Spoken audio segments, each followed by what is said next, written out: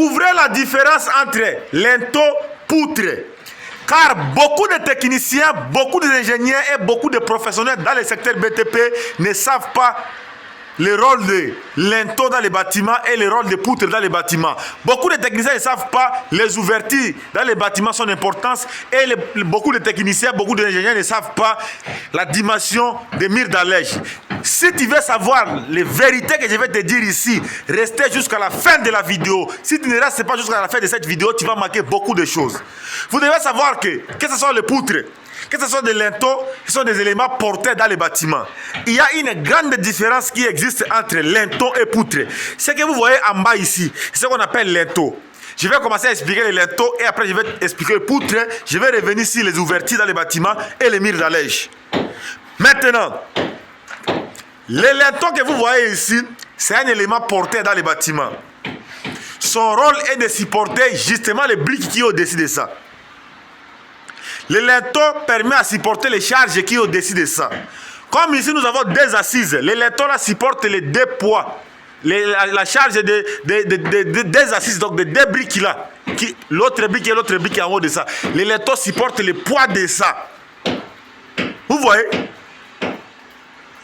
Et prend le poids de ça, transmet sur les briques ici. Le linteau supporte le poids de briques qui est en haut et prend toutes ces charges-là, transmet sur les briques ici parce que lui se repose dessus les poutres là et il se repose dessus les murs à question.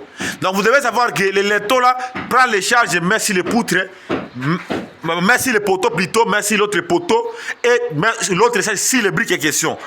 Son rôle principal est de supporter le poids qui est au-dessus de lui. Vous voyez la différence de linteau? C'est ça le linteau. Le rôle de linteau, c'est ça. C'est un élément porté qui permet de supporter le poids qui est au-dessus de ça. Tandis que les poutres que vous voyez là, les poutres, c'est un élément porté. Le rôle principal des poutres est de supporter la moitié des charges de la dalle. Vous avez vu la dalle ici? Nous avons plusieurs poutres ici. Pourquoi on a mis plusieurs poutres dans les bâtiments? Sur la dalle, pourquoi? Si on a mis les poutres ici, on a mis les poutres ici, on a mis les poutres ici, c'est pour permettre à supporter la moitié des charges. Je vous explique clairement. Cela veut dire quoi?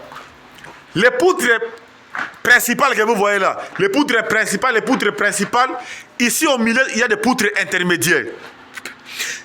Donc, l'énergie que vous voyez ici, c'est entré sur les poutres là. L'énergie ici, c'est entré. Ce que vous voyez comme les briques ici, c'est ce qu'on appelle le ourdi. Ce n'est pas entré sur les poutres. Vous voyez? C'est en frontière avec les poutres. Tandis que l'énergie là, c'est entré dans la poutre, c'est entré dans la poutre. Cela veut dire quoi? L'énergie supporte le poids de ourdi, car le ourdi sert comme le coffrage dans les bâtiments. Maintenant, le ourdi prend les charges pour déposer sur l'énergie, que vous voyez ici, l'énergie, et l'énergie transmet les charges de ourdi sur les poutres. Les poutres prennent toute la moitié des charges à question, il les transmet sur les poteaux ici. Vous voyez?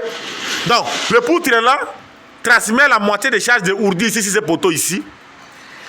Et ça transmet la moitié des charges sur ces poteaux ici. Ça transmet la moitié des charges sur ces poteaux ici. Et sur l'autre poteau ici. Vous voyez le rôle des poutres? Le rôle des poutres est de supporter le poids de la dalle. La moitié des charges de la dalle pour le transmettre au poteau.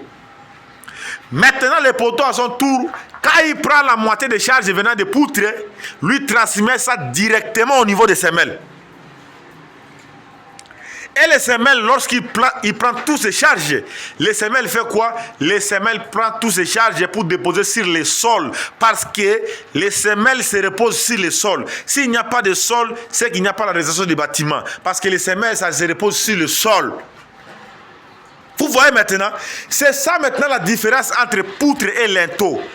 Les linteaux supportent le poids des charges qui est au-dessus de ça, le poids des briques. Les linteaux ne supportent pas le poids de la dalle. Les linteaux supportent juste le poids des briques, soit le claustrat qui peut être au-dessus de ça. Tandis que le poutre supporte rien que la moitié des charges de la dalle. C'est fini.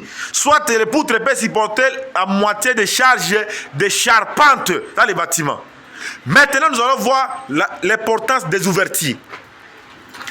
Là où vous voyez les vides ici, on appelle ça le bain. Le bain, autrement dit, ce n'est pas le bain où vous partez se laver. Hein. Ce n'est pas le bain pour se laver. Mais le bain. Les ouvertures que vous voyez ici, les fenêtres ici, les ouvertures, le rôle principal de ça est de donner l'aération dans les bâtiments. C'est grâce aux fenêtres qu'il y a l'éclairage dans les bâtiments, il y a ce qu'on appelle l'aération, et c'est grâce aux fenêtres que vous ne pouvez pas sentir l'odeur à l'intérieur des bâtiments. Si les bâtiments n'ont pas de fenêtres, il y aura automatiquement la chaleur et l'humidité. C'est grâce aux fenêtres en question qui permet à diminuer les moisissures dans les bâtiments. Lorsqu'il y a le vent qui entre dans les bâtiments et il y a le vent qui sort dans les bâtiments, ça élimine l'odeur, ça élimine des moisissures et ça donne une bonne odeur dans les bâtiments. C'est la raison pour laquelle on vous exige souvent de mettre des fenêtres. Vous devez savoir qu'une maison qui n'a pas de fenêtres, vous voyez les fenêtres ici, qui n'a pas aussi l'autre fenêtre ici, qui n'a pas l'autre fenêtre ouverte ici, une maison qui n'a pas de fenêtres comme l'autre fenêtre là-bas, et il n'a pas de fenêtre comme l'autre fenêtre ici, et la maison qui n'a pas de porte, c'est inaccessible. Si ces bâtiments ici, nous n'avons pas de porte, vous devez savoir que des portes et des fenêtres, ce sont des ouvertures dans les bâtiments. Les portes permettent d'entrer dans la maison et donner l'éclairage dans les bâtiments. Tandis que les fenêtres, ça permet de donner l'aération, diminuer la moisissure, diminuer la pollution dans les bâtiments. Mais vous allez savoir, vous allez jamais écouter beaucoup de gens dans le secteur BTP qui pourront vous expliquer ce que je suis en train de vous expliquer. Je vous avais expliqué la fois dernière que le mur que vous voyez ici, le mur qui est justement en bas des fenêtres, attendez, vous allez voir. Ces murs ici, les murs qui est en bas des fenêtres, nous avons première assise, deuxième assise, troisième, quatrième, cinquième. On a 5 briques en montant ici, on trouve les murs là. La distance recommandée pour le mur d'allège, c'est 1 mètre. Dans le secteur BTP, la norme nous oblige que le mur d'allège soit 1 mètre ou moins de 1 mètre. Il ne faut pas réaliser le mur d'allège 1 mètre 10 ou 1 mètre 20 ou 1 mètre 30. Je dis bien que le mur d'allège pour des chambres, pour des cuisines doit être 1 mètre ou moins de 1 mètre. Ça doit être 1 mètre ou 90 ou 80, c'est normal.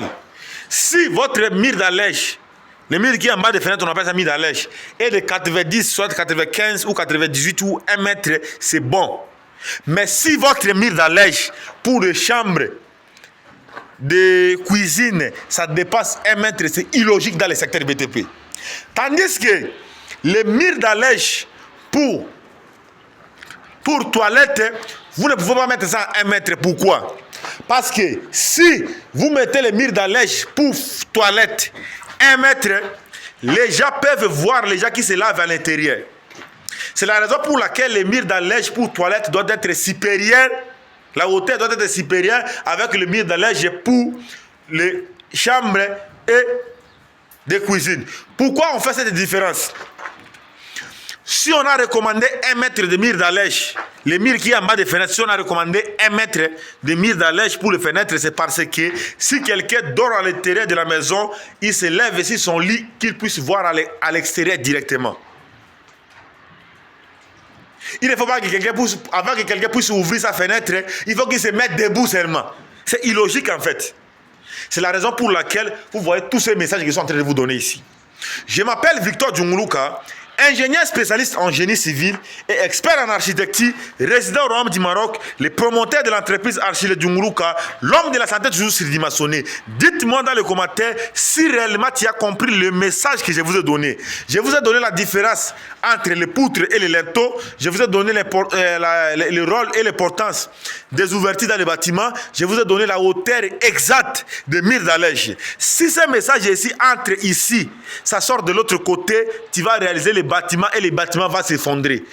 Il est important de savoir comme conclusion est que les poutres supportent la moitié des charges de la dalle et les transmettent sur les poteaux prennent les charges et les transmettent sur les semelles déposent les charges sur les fondations, parce que, sur le sol plutôt, parce qu'ils reposent sur le sol. Tandis que les fenêtres, ça permet à donner l'aération pour diminuer les moisissures dans les bâtiments. Tandis que les linteaux, ça permet de supporter le poids des briques qui est au-dessus de ça, et il est aussi supporté par les briques qui est en dessous de ça. C'est ça la différence en fait qui existe entre ça. Et la hauteur de mise à l'aise, je vous ai dit que c'est 1 mètre pour la hauteur de mise à l'aise pour des chambres, de cuisine, doit être 1 mètre pour éviter que si quelqu'un est à l'intérieur de la maison, qu'il ne puisse pas avoir de problème pour regarder à l'extérieur. Donc c'est un peu ça, l'objectif principal de cette vidéo. Je vous aime beaucoup. Restez connectés pour la prochaine vidéo.